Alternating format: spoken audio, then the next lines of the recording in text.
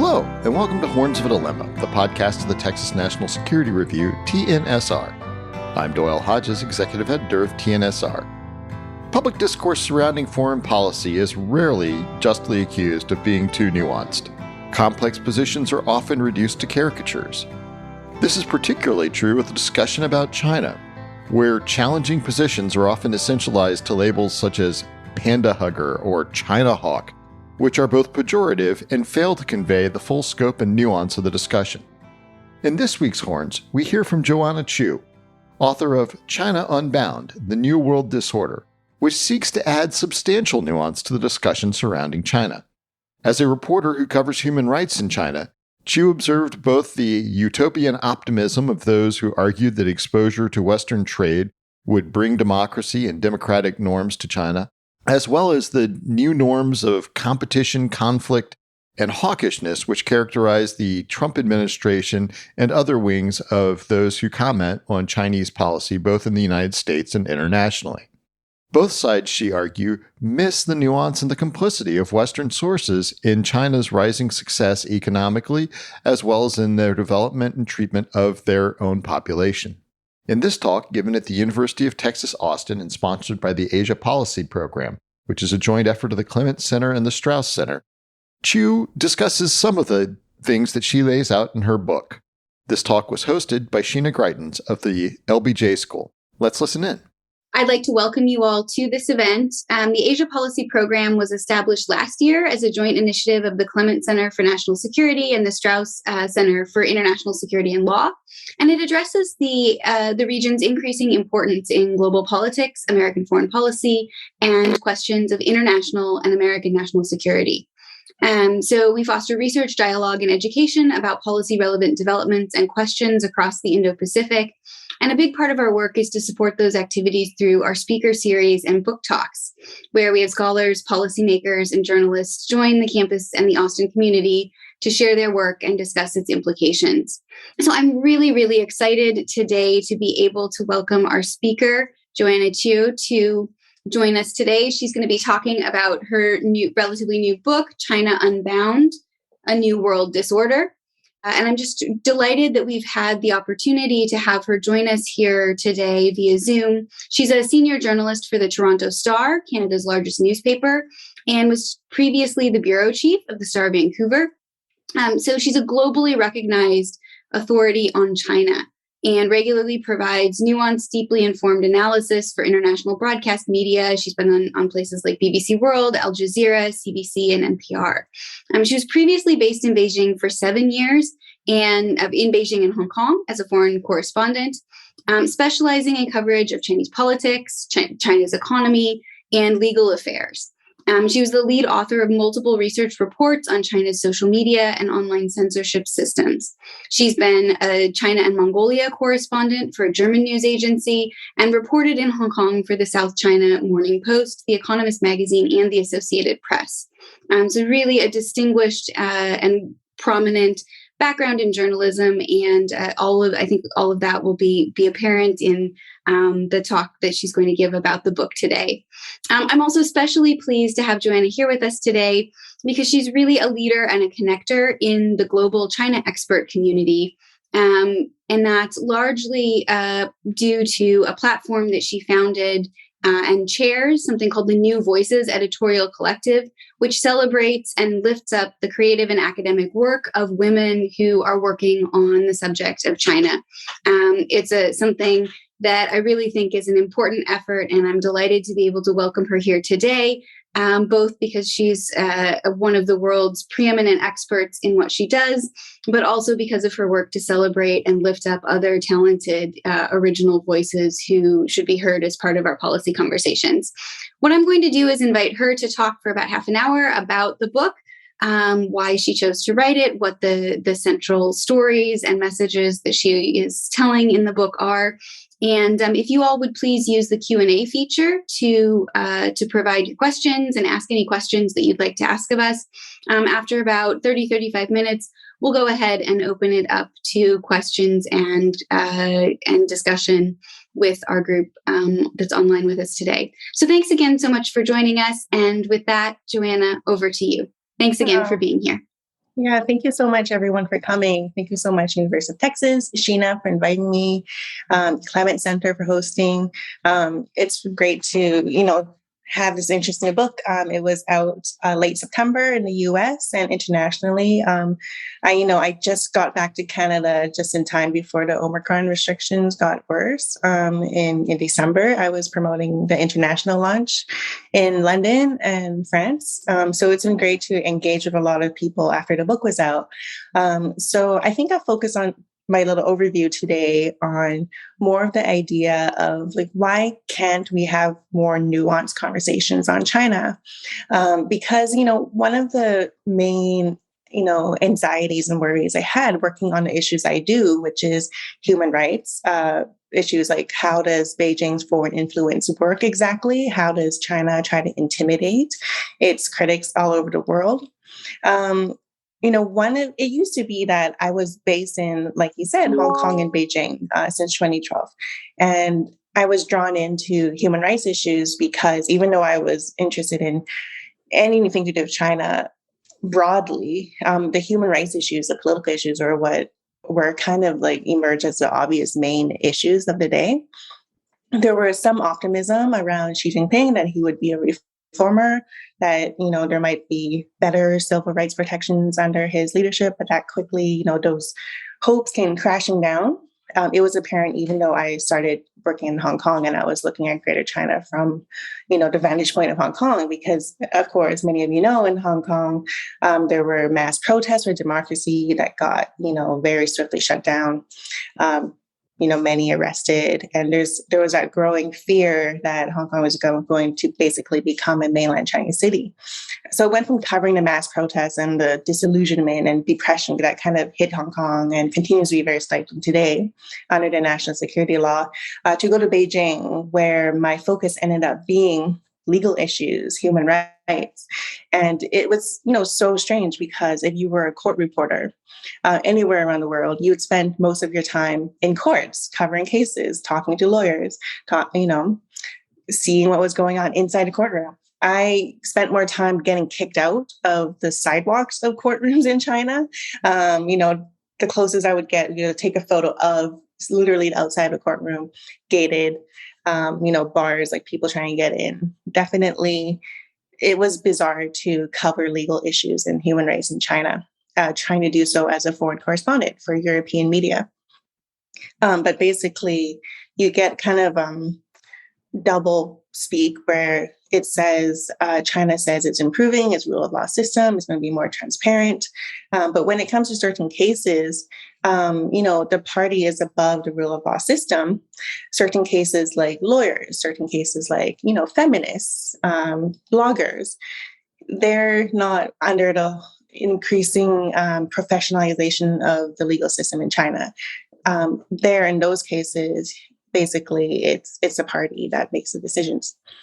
But even though I was working on these cases, filing these stories for, major international news wires that, would be picked up by many publications around the world, I felt like I was writing for a long time to my own bubble, to people who cared about China in particular. I didn't have many Twitter followers. I felt like I was basically making a record of what was happening in China, at least for the history books, that there would be some record. Because sometimes if I didn't cover a case of someone being arrested, a Chinese dissident being arrested, it wouldn't be covered at all. There were only so many foreign journalists, obviously Chinese journalists already at that time, who weren't free and safe to cover human rights in China.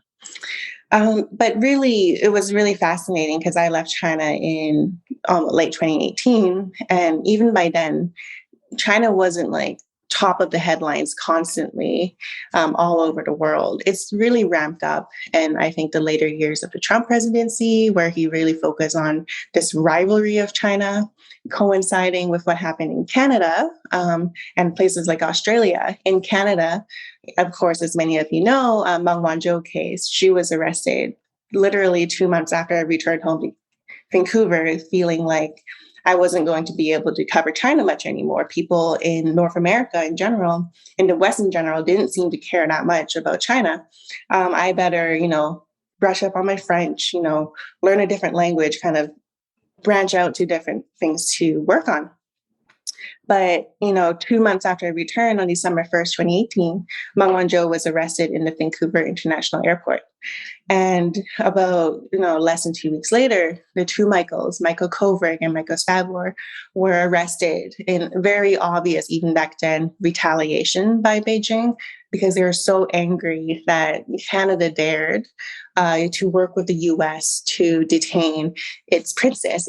Huawei was a national champion of China in telecommunications, and she was basically royalty in China. So I think people underestimated how much she mattered. And the fact that two Canadian men, white men, relatively more privileged men, were sitting in jail in isolation with the lights turned on all day, not being able to speak with their family, So it really, I think, shocked, at least in Canada, a lot of people out of kind of the complacency of only kind of caring about China sometimes, but not feeling like what China did had anything to do with their daily lives. I was being asked to be on TV and radio to talk about my experiences in China, to basically explain China's political and legal system to Canadians, to Americans around the world. People, were talking about these cases.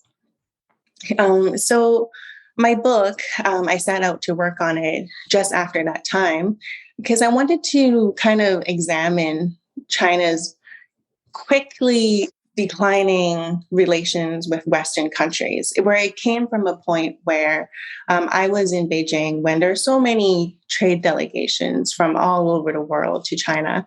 We had former world leaders like Kevin Rudd in Australia, John Crescent in Canada, American politicians visit, and it was pretty friendly. They were talking, with the Chinese counterparts. There were, of course, tensions, or countries were talking about human rights issues, but it wasn't at the forefront. At the forefront really was the economic and trade relations with China. My perspective as a Canadian, our Prime Minister, 2015, 2016, I covered his visit to China where there was the major goal of the administration in Canada at the time was to secure a free trade agreement with China. Many countries wanted to secure such a deal.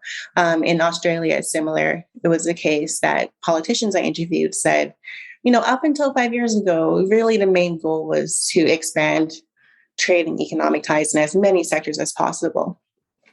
So suddenly, there's this big flip. Suddenly, people are talking about the Uyghurs. People are talking about Hong Kong. People are worried that political hostage taking might affect more people.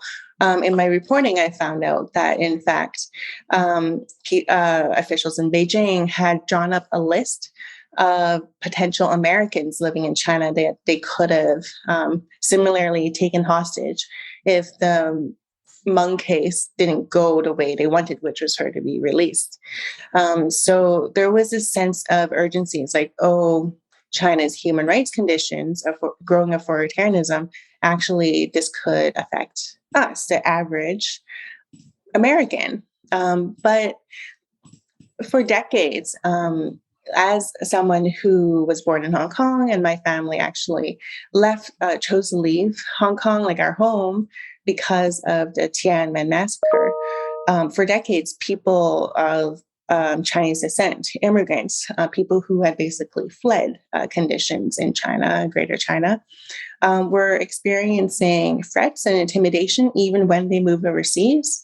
So in the book, I talk about how I heard whispers of adults talking about pressure on the Canadian radio stations, on Canadian newspapers to self-censor, pressure on the owners, and threats, intimidation that was starting to happen. I looked up testimonials. Some of these Americans and Canadians of Chinese descent, testified to their respective parliaments about what was happening.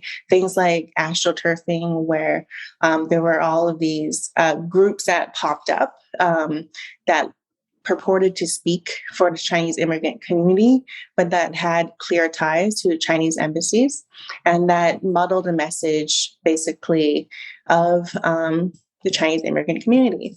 But things like that really didn't rise to the level of mainstream conversations. Now, in the book, I interviewed people who are now in their 60s and 70s who had been trying to kind of raise awareness about how Beijing's activities overseas could impinge on other countries' sovereignty, like trying to intimidate and actually physically visit people to try to stifle their speech, no matter where they live. They feel a sense of, okay, now people care.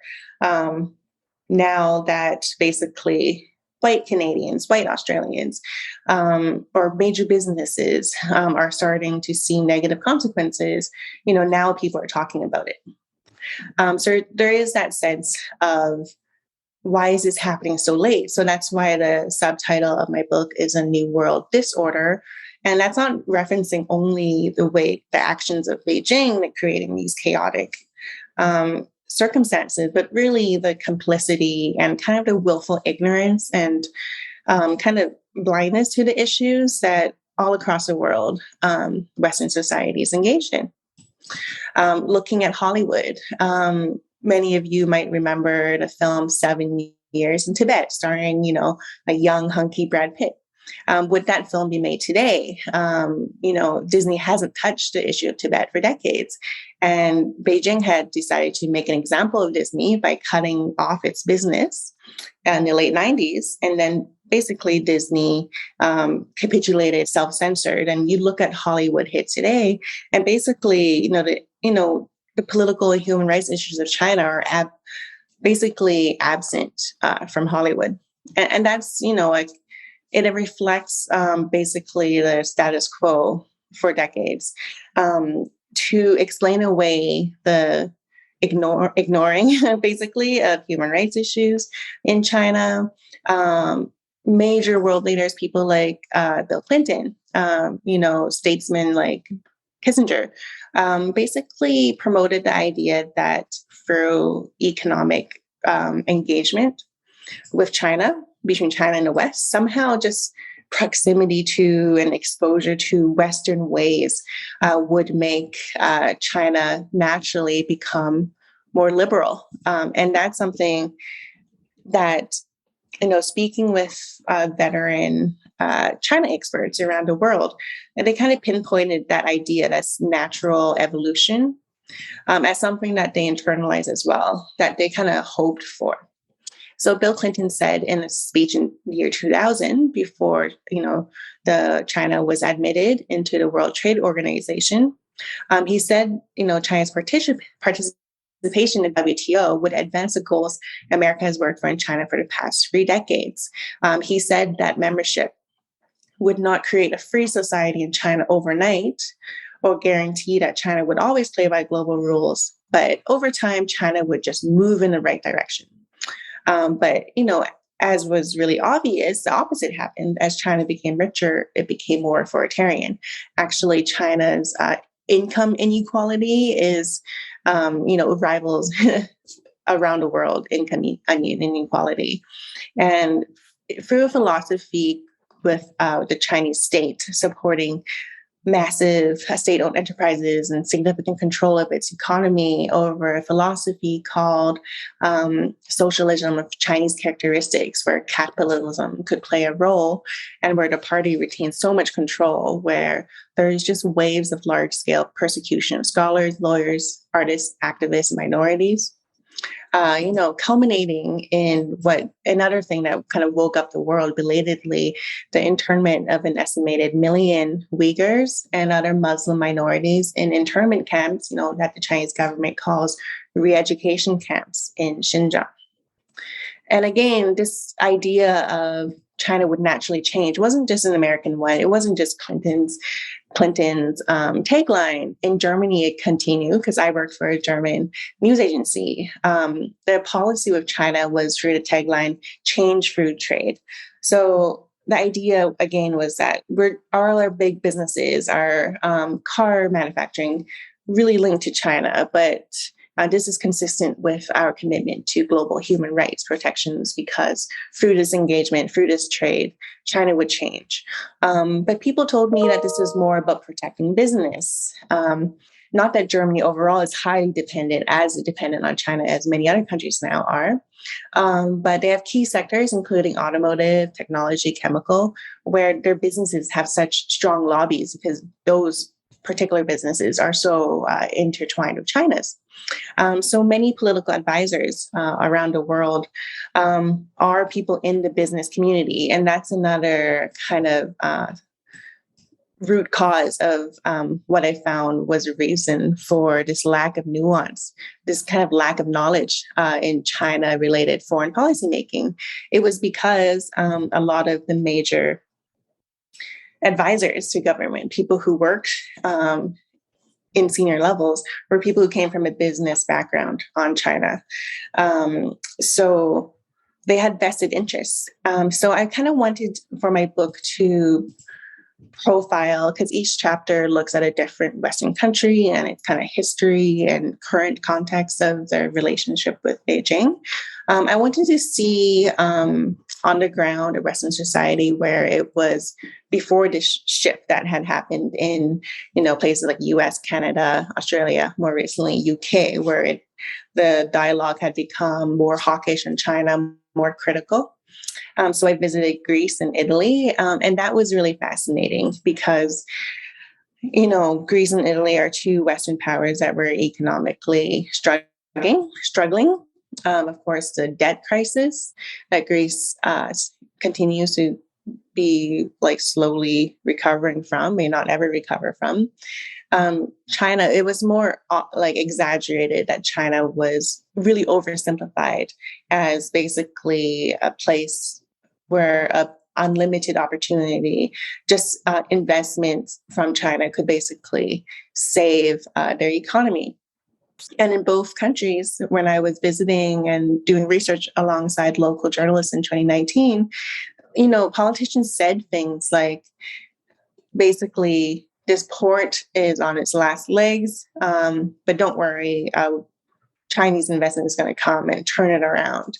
In Italy, the government before the current one, it had promised so many things in its election campaign, and basically they had to figure out a way to try to deliver on all of these promises to address debt, to address poverty, and China became the answer.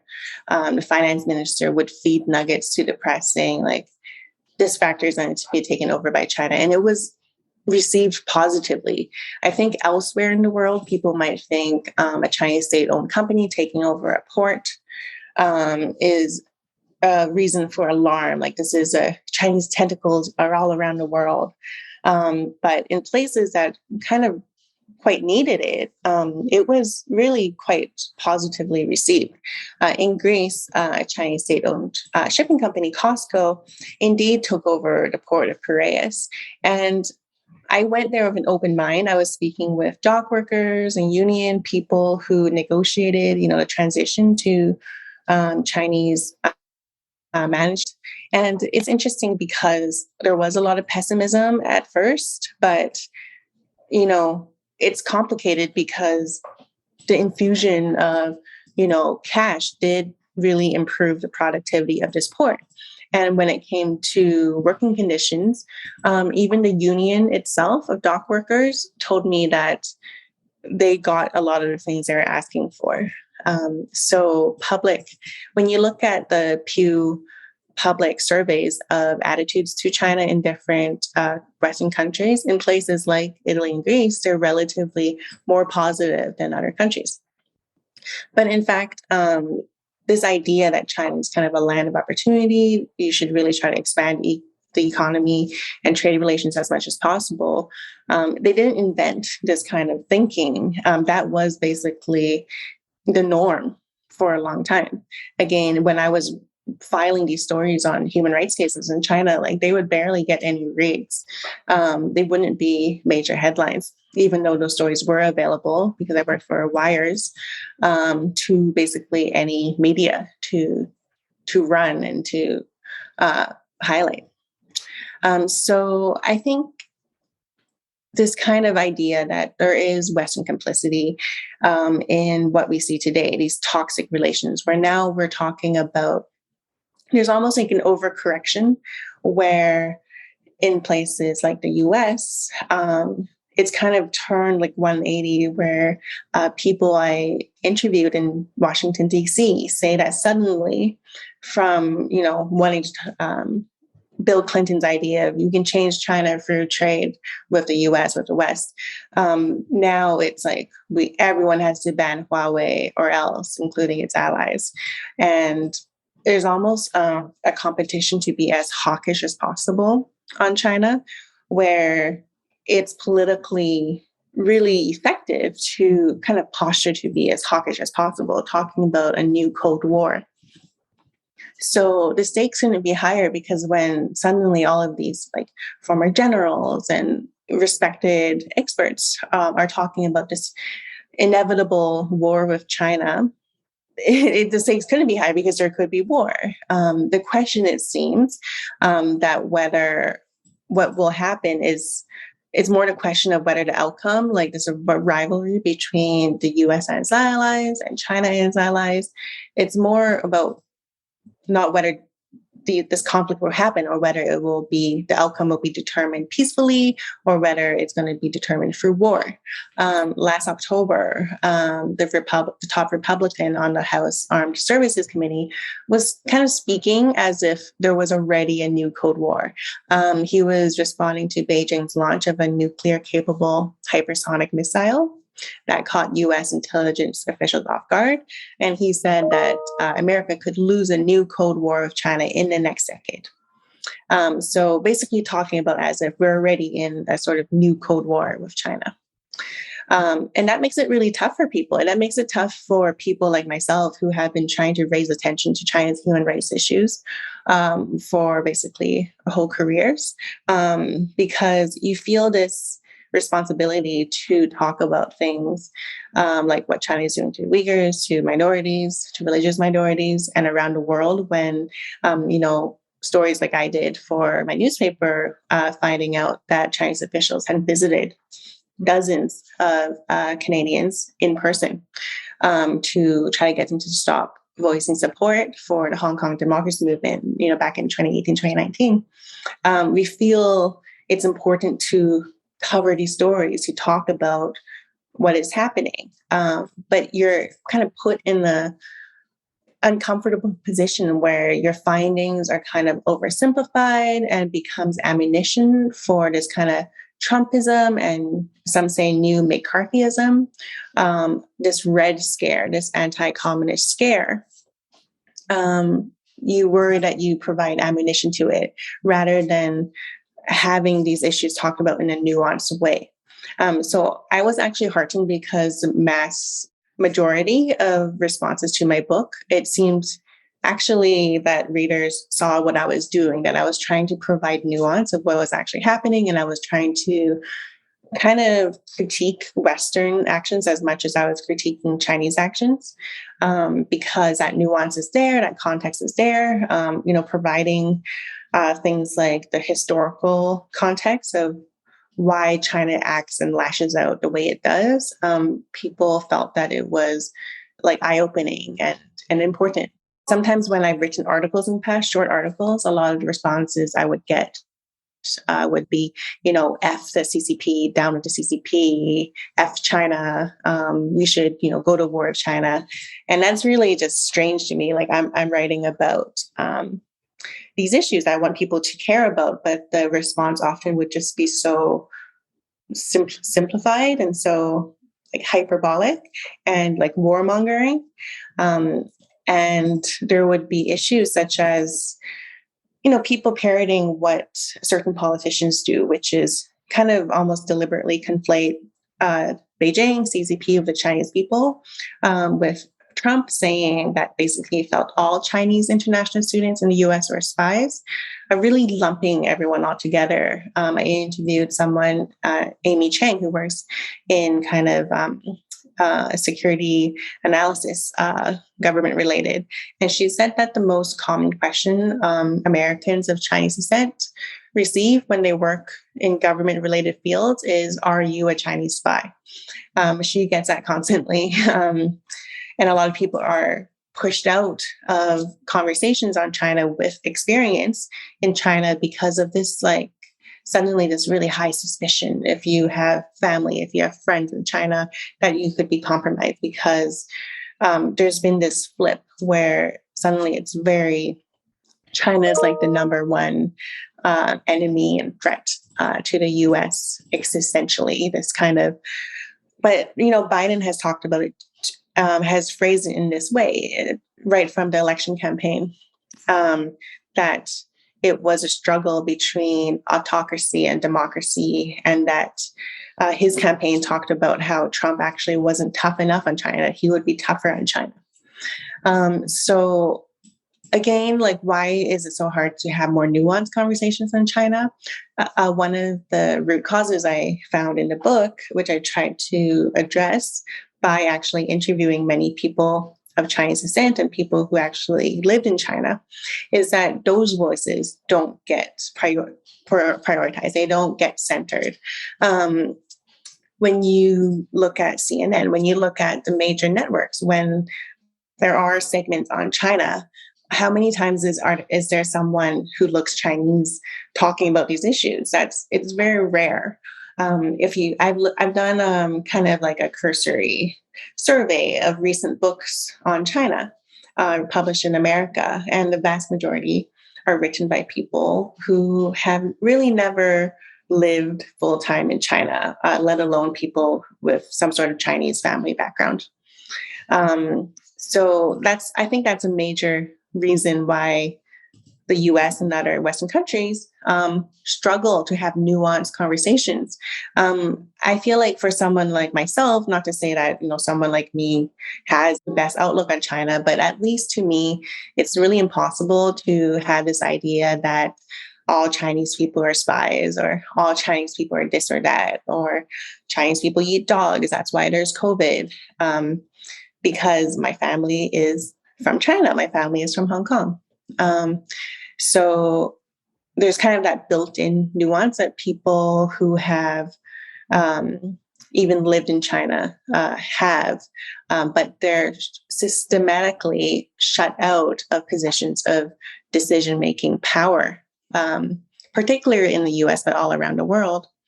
And instead, again, people who are kind of elites in the system, who might have business interests to do with China, even if they themselves haven't spent a lot of time in China, like, they're the ones who tend to be the senior advisors who are making policy on China.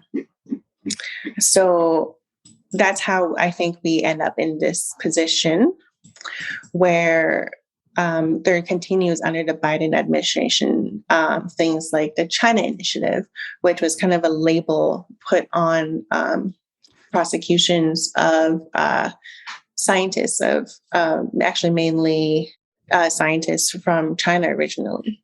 And, there's dozens of these cases, and some high profile ones. It was found that they were unfounded, actually kind of ruined the careers of people like Yang Cheng. Federal prosecutors just dropped criminal charges against the MIT mechanical engineering professor accused of hiding his China ties. They found that, the government could no longer believe it could prove its case. But, it was unusual that MIT provided him so much support to fight these charges. But there's been a lot of controversy and criticism that kind of putting this label on, China Initiative, needing to find these cases, that it biased prosecutors to basically look for these things happening and not kind of looking for sufficient evidence to prove some of these cases. So I think, to me, just to kind of conclude this intro, I think we are at a kind of pivotal turning point where there's actually an opportunity for Western countries to self-correct and to look at the ways that kind of admit that they're late to looking at these issues because of decades of hyper focus on China as economic opportunity, kind of looking at China out of self-interested motivations to try to gain as much economically from China as possible. And that in its rush to kind of look at these issues, there may have been just rampantly a lot of nuance missing from these conversations, and that a lot of people who have worked on these issues for a long time, experts and people of Chinese diaspora, have been pushed out. I do actually see efforts to self-correct this. When I was visiting the UK, I spoke with officials who said that they were working on initiative to get feedback from the British Chinese diaspora community. And they admitted that, this should have been done a long time ago, but they're working on it now. And in the US, under the new administration, certain people, at least anecdotally, of Taiwanese descent, Chinese descent, are actually getting appointments with the government, who had, spoken out about the struggles, obstacles they faced in the past. So I feel like there is opportunity to change, but I think all of our conversations on China also need to change alongside with it. The public plays a role in demanding not just that our politicians are tough on China, but that they approach these issues with care, because the people who tend to suffer the most when different sides are engaging in misinformation, exaggeration, are, immigrants, are people who are minorities, who are of Asian descent living around the world, and people who are Chinese citizens, ordinary Chinese citizens living in China today. So that's why in my book, I really try to make those stories come alive. And that's, I think I sent a few links that you can check out that Elizabeth posted. The first is an excerpt from my book, a Chinese student who was targeted by officials in China, living in Canada, why he was threatened just for a few Twitter posts. Another one, I talked about if China hadn't arrested the two Michaels, why it would be business as usual, China-Canada relations, if they hadn't targeted basically white men that were relatable to Canadians. And then last is just a link to my website, so you can reach out to me and learn more about the book. So thank you very much for this opportunity to give this overview of some of the things that are on my mind. Thank you for listening to this episode of Horns of a Dilemma, and please don't forget to visit our website at tnsr.org.